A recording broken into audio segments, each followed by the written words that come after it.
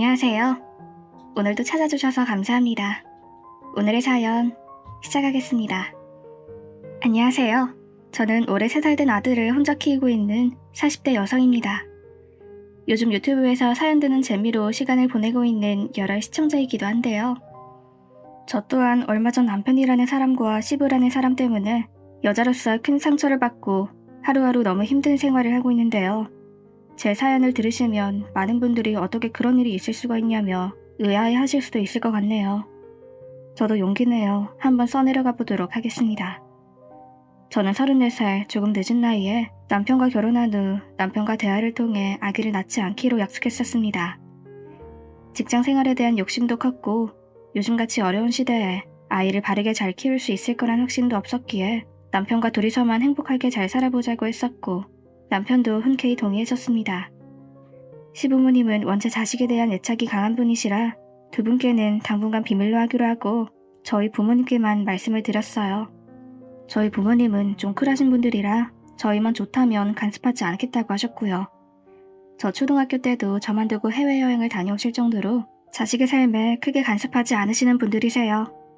그렇게 저의 결혼 생활은 시작되었고 한동안은 이 좋은 결혼을 왜 이렇게 늦게 했나 싶을 정도로 행복한 시간을 보냈죠.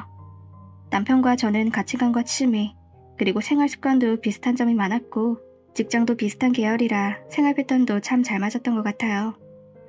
퇴근 후에는 함께 한강공원을 걷다 맥주 한 캔씩 마시고 휴가 때는 함께 배낭여행도 다녀오는 등 행복을 누리고 살았습니다. 아이를 낳아 부모로서의 삶을 사는 것도 물론 중요하지만 사람마다 가치관이 다르듯이 아이가 없는 우리 부부의 삶은 정말 만족스러웠어요.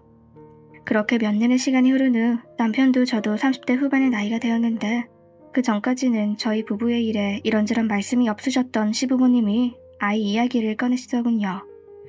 두 분 모두 손주를 애타게 기다리시는 건 알고 있었지만 굳이 먼저 아이를 갖지 않겠다는 말씀을 드리기는 어려워 미루고 있었는데 올 것이 온 거죠. 남편이 먼저 두 분을 찾아뵙고 말씀을 드렸습니다. 저희 부부가 서로 동의해서 아이를 갖지 않기로 했다고 말이죠. 시아버님께서는 정말 대노하시며 남편의 뺨을 후려치셨다고 해요. 군인 출신이시라 워낙에 보수적이시고 강성이신 시아버님이 어릴 적부터 너무 무서워 아버님께 한 번도 대들어본 적도 없었다는데 어머님도 아이는 반드시 낳아야 한다며 노발대발하셨다고 하더군요. 그 얘기를 들은 저도 두 분께 찾아가 저희의 생각을 말씀드렸지만 두 분은 꿈쩍도 하지 않으셨어요.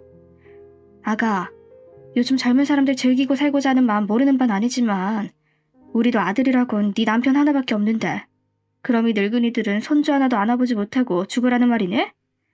네 남편도 어릴 적부터 아이들을 얼마나 좋아했는데 항상 손주 빨리 안겨주겠다고 호언장담하던 놈이야 이놈이. 알고 보니 남편은 속으로는 아이를 너무 원했었지만 제가 너무 완강해 제 의견에 따라준 거였어요. 생각해보니 요즘 들어 지나가는 아이들을 보면 눈을 떼지 못하고 한참을 바라보던 남편의 모습이 떠올라 너무 미안하더군요.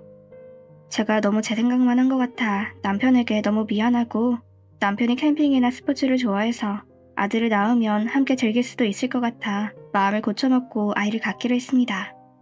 저희 둘 다 나이가 좀 있어 내심 걱정되었지만 평소 운동을 즐기고 몸 관리에 신경 써온 만큼 별 문제는 없을 거라 생각하고 아이를 갖는데 노력을 기울였지만 1년여가 지나도록 기다리던 아이 소식은 없었죠. 마음은 조급해져갔고 산부인과 진단을 받았지만 남편의 정자 활동성이 좀 부족해서 자연임신은 조금 어려울 것 같다고 하더군요. 저는 어쩔 수 없지 않냐며 남편을 다독였지만 남편은 그 모든 게 자신의 탓이냐 심하게 자책하더라고요. 여보, 미안해. 당신이 정말 힘든 결정을 해줬는데 내가 부족해서 이런 결과가 나오네. 정말 미안해. 아이가 생기기를 간절히 바랬던 남편이 좌절하는 모습을 보니 제 마음도 찢어질 듯 아파왔습니다. 의사선생님은 제 난자가 매우 건강하니 남편의 정자를 냉동해서 시험관 시술을 하면 임신 확률이 높아질 수 있다고 하시더군요. 시험관 시술이 비용도 많이 들고 굉장히 힘든 과정이라는 걸 잘 알고 있었지만 제 남편의 간절한 바람을 저버릴 수는 없었습니다. 그렇게 저희 부부는 시험관 시술을 진행했지만 그것 또한 쉽지 않았습니다. 어렵게 착상이 된 아이는 2번이나 자연유산이 되어버렸고 저와 남편은 점점 지쳐만 갔습니다. 내가 아이를 간절히 원하지 않아서 하나님이 선물을 주지 않으시는 건가? 제 스스로를 자책도 해보면서 시어머님 따라 절에 기도도 다녀보았지만 기다리는 소식은 오지 않았죠. 그렇게 시험관 시술을 시도한 지 3년이라는 시간이 흘렀고 간절히 기도해온 보람이 있는지 저와 남편은 마침내 소중한 생명을 안을 수 있었습니다. 기뻐하던 남편의 모습을 보며 이제 정말 행복하기만 할 줄 알았습니다. 몇 년간의 몸고생, 마음고생으로 인해 이미 제 몸은 망가질 대로 망가져 있어 임신 초반에는 너무나 힘들었습니다. 조심해야 돼서 아무것도 하지 않고 집에만 매일 누워 있었고 조금이라도 무리를 하면 바로 하혈을 해서 혹시라도 아이가 잘못되진 않을까 내내 노심초사했는데 감사하게도 3개월이 지나면서 안정기에 접어들었고 3달이 되어 건강한 아들을 낳을 수 있었어요. 임신 기간 내내 시아버님은 오히려 남편보다 더 저를 챙겨주었어요. 남들이 보면 남편인 줄 알 정도였습니다. 매일 아침 안부전화 물론이고 제가 먹고 싶다는 건 뭐든지 즉각 준비해주시고 제가 병원에 갈 때나 외출을 할 때도 본인 일 다 제쳐두고 함께 해주실 정도로 아껴주셨어요. 조금은 유난스럽다 생각했지만 너무나 오래 기다린 생명이었기에 감사한 마음으로 받아들였죠. 하지만 남편은 그런 아버님을 탐탁지 않아 했던 것 같아요. 아버님이 병원 데려다 주신다고 해도 자신이 반찬 내고 올 테니 거절하라고 하고 집에 오신다고 좀 싫어하더라고요. 아버지, 아무리 잘해주신다고 해도 시댁 식구들 들락날락거리는 거 안 불편할 사람이 누가 있겠어요. 이 사람 안정이 제일 우선이니 당분간 집에 오시는 건 좀 자제해주세요. 아니, 난 그냥 잘해주려고 한 건데 부담됐을 수도 있겠구나. 알겠다. 남편이 다소 매정하다 싶을 정도로 얘기하는 게 조금 마음이 걸렸지만 모두들 예민할 시기이니 그러려니 했던 것 같습니다. 그렇게 저는 무사히 아들을 낳았습니다. 남편도 무척 기뻐했어요. 근데 보는 사람들 모두 할아버지를 빼닮았다고 칭찬하더라고요. 저희 시아버님이 굉장히 미남이거든요. 키도 180이 넘는 데다 60대 초반이지만 많이 봐야 50대 초반으로 보일 정도로 젊어 보이세요. 저랑 있으면 부부로 보일 정도로요. 반면 남편은 어머니를 닮았는지 키도 좀 작은 편이었고 외모도 훌륭한 편이 아니었죠. 저희 엄마도 아이고 우리 애기 사돈 어른이랑 똑 닮아서 좋고 똑똑한 것 좀 봐. 우리 이서방 닮으면 어쩔 뻔했어 그래. 이렇게 농담을 던지시기도 했습니다. 근데 남편이 무지 과민하게 반응하는 겁니다. 평소 우리 엄마한테 아들보다 더 살갑게 대하는 사람이 아니 어머니 제 코가 어떻다고 그러세요? 딱 봐도 저랑 판박이인데 그런 말씀하지 마세요. 이렇게 쏘아붙이는데 민망해서 혼났습니다. 엄마도 많이 민망해하시고 마음이 상했는지 먼저 자리에서 일어나시더군요. 그땐 노산인데다 산통이 길어 너무 힘들어서 저도 정신이 없어서 엄마를 달래드리진 못했지만 나중에 듣고 보니 엄마가 정말 많이 서운하셨다고 하더라고요. 아이를 출산하고 나니 시아버님의 관심이 예전보다 더 심해지셔서 점점 힘에 부칠 정도였습니다. 처음엔 아이가 잘 크고 있는지 궁금하다고 하시면서 하루에도 몇 번이고 전화를 하셨는데 그 정도는 이해할 수 있었습니다. 애타게 기다렸던 첫 손주, 그것도 아들인데 얼마나 기쁘셨겠어요. 오히려 남편보다도 더 유난스럽게 챙기는데 이해는 되지만 이게 관심이 지나치네. 너무 부담스러웠어요. 오히려 남편은 아이를 낳은 이후로 조금은 무심해진 것 같고 바쁘다는 핑계로 집에 늦게 들어오는 일도 잦아졌어요. 평소 술을 잘 하지도 않고 회식 자리에도 잘 참석하지 않는 사람이 술에 취해 들어오는 일도 많았습니다. 서운하기도 했지만 그동안 남편이 제게 애써준 걸 생각하면 그 정도는 이해할 수 있었습니다. 정작 제가 너무 힘들었던 건 시아버지의 아기에 대한 집착이었어요. 시어머니가 그만 좀 연락하라고 얘기할 정도로 아버님은 저와 아기에 대한 집착이 심하셨는데 아침 7시부터 영상통화는 기본인데다 1시간에 한 번은 꼭 전화해 혹시나 아기가 우는 소리가 들리면 아기가 운다면서 수화기 너머로 잔소리를 하시고 혹 아기가 자고 있으면 왜 아기가 아무 소리도 내지 않느냐고 어디 아픈 게 아니냐며 성하셔서 저는 핸드폰을 곁에 두고 지내야 했습니다. 제가 일하느라 전화를 받지 않으면 집에까지 쫓아와 문을 두드려대는 통에 한시도 마음이 편한 적이 없었어요. 반면 남편은 갈수록 저와 아이를 대하는 게 냉정해져만 갔어요.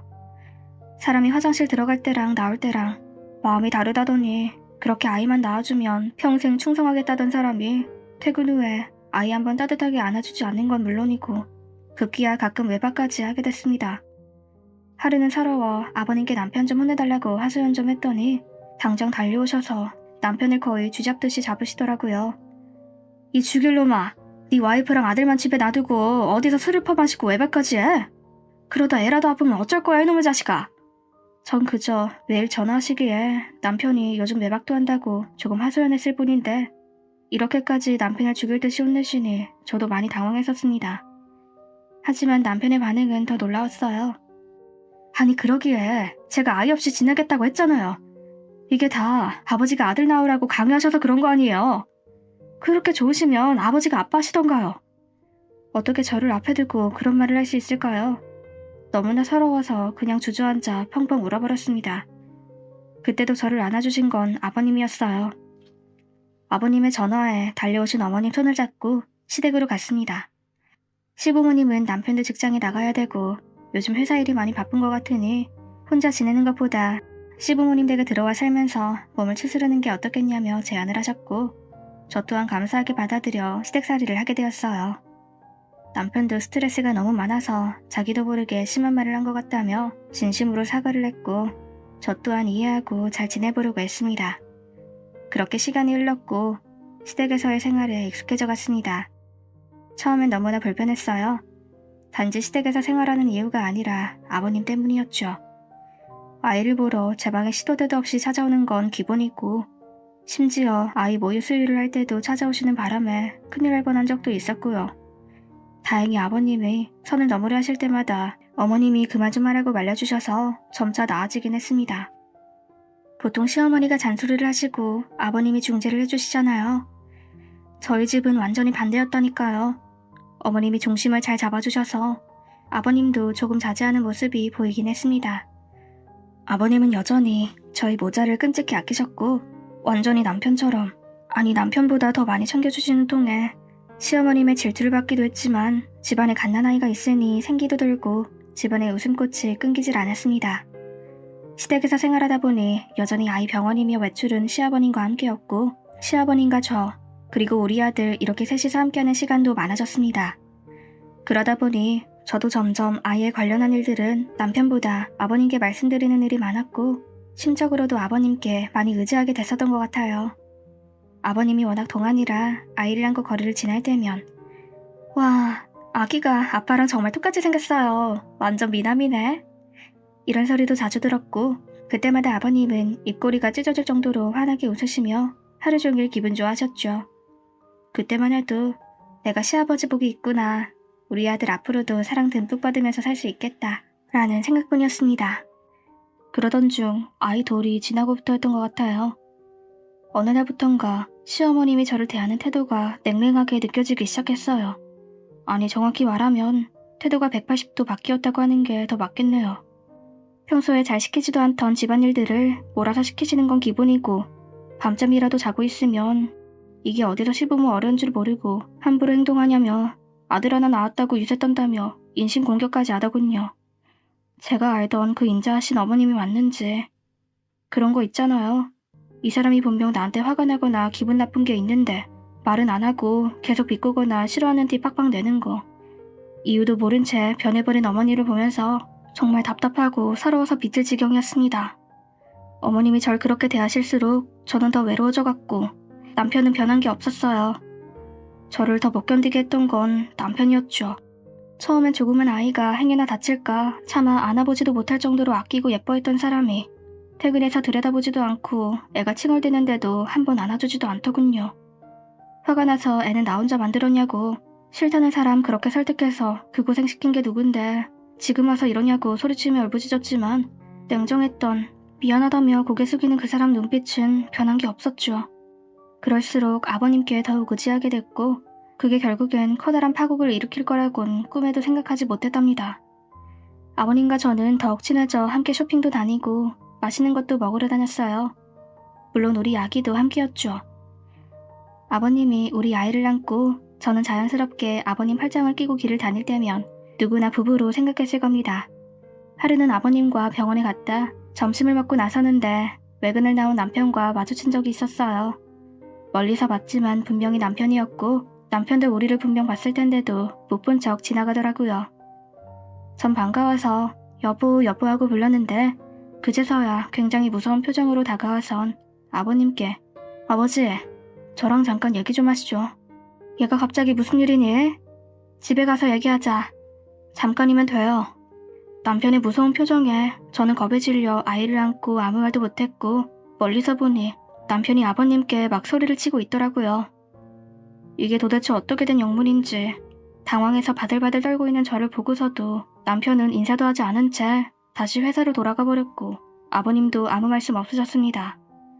집으로 돌아오는 내내 아버님의 표정을 굳어 있었고 저도 아무 말도 하지 못했어요. 어찌된 영문인지 그 후로는 아버님이 저를 대하는 게 조금 달라지셨던 것 같아요. 어머님은 여전히 가시처럼 까칠하시지 남편은 거의 술에 취해 들어오거나 출장을 핑계로 집을 비우는 경우가 많았지요. 두 사람 다 아버님과 저를 적대시하는 모습은 달라진 게 없었고요.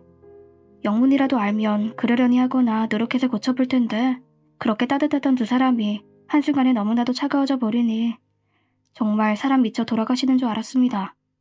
그러던 중 일이 터지고야 말았습니다. 아이가 조금씩 옹알이를 시작할 때쯤이었어요. 아버님이 마당에서 아이와 놀아주고 있는데 아이가 아빠 하며 아버님께 옹알이를 했었나 봐요. 아버님이 그걸 듣고 기분이 좋으셨는지 그걸 녹음해서 저녁 식사 자리에서 들려주시는데 저도 신기해서 와, 우리 지우 할아버지랑 자주 놀더니 할아버지가 아빠 같은가 보네. 이렇게 한마디 했는데 어머니랑 남편이 동시에 절 노려보면서 무슨 말 같지도 않은 말을 하냐며 소리를 고래고래 지르는 겁니다. 아니, 당신이 애한테 좀 더 신경 쓰고 자주 놀아줬으면 당연히 당신한테 옹알이 했겠지. 애가 당신 얼굴이 낯설고 할아버지가 익숙해서 그러는 건데 그게 이렇게 화낼 일이야? 저도 기가 차서 쏘아붙였지만 두 모자가 같이 얼굴이 불그락 푸르락해서는 소리소리 질러대는데 제가 원했던 아이도 아니고 자기들이 그렇게 간절히 바래서 그 고생을 해서 겨우 낳은 아들이 옹알이 하는 소리에 좀 기뻐했다고 저를 그렇게 쥐잡듯이 잡을 수가 있는 걸까요? 그 길로 아이를 안고 친정으로 와버렸습니다. 아버님이 맨발로 뛰쳐나와 저를 말리셨지만 그 집에선 1분 1초도 있고 싶지 않았어요. 택시를 불러 나올 때까지 어머님과 남편은 저랑 아기에게 눈길도 주지 않더군요. 아, 이제 정말 끝이구나. 내가 사람을 잘못 봤네.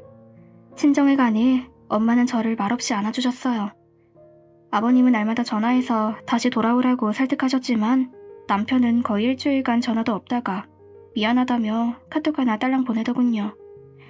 전 남편이 삭삭 빌기 전에는 못 돌아간다며 이혼하겠다고 으름장을 놓았지만 앞으로 살 길이 막막하더라고요. 늦은 나이에 아이를 가지려 노력하느라 직장은 그만둔 지 오래였고 친정도 넉넉하지만은 않은 형편이라 민폐를 끼칠 수는 없었고요.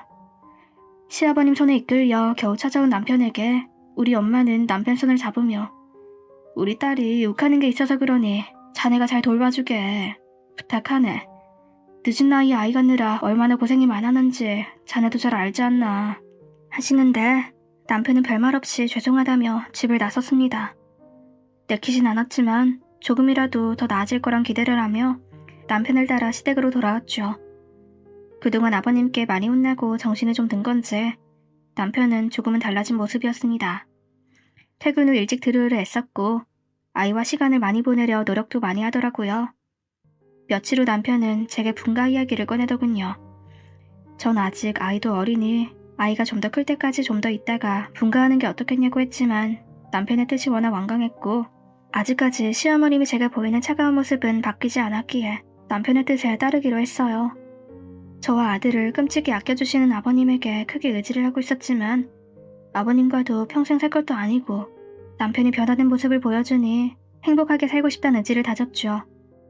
그날 저녁 아버님과 남편은 밤 늦게까지 소주를 마셨고 아버님의 강한 만류에도 남편은 분가의 뜻을 굽히지 않았습니다. 그렇게 시간이 흘러 저희가 살 전셋집을 구하고 이사 전날이었습니다. 남편은 회사에 급한 일이 생겨 밤늦게 나갔고 저와 아기는 침대에서 잠이 들었죠. 그런데 좀 부스럭거리는 느낌이 들어 눈을 떠보니 이게 웬일. 아버님이 아기를 사이에 두고 저를 부둥켜 안고 있더라고요. 소스라치게 놀란 저는 깍 소리를 질렀고 마침 집에 들어왔던 남편이 방에 들어와 아버님 멱살을 끌고 밖으로 나갔습니다. 아니, 아무리 그래도 아버지 멱살을 잡는 아들이라뇨.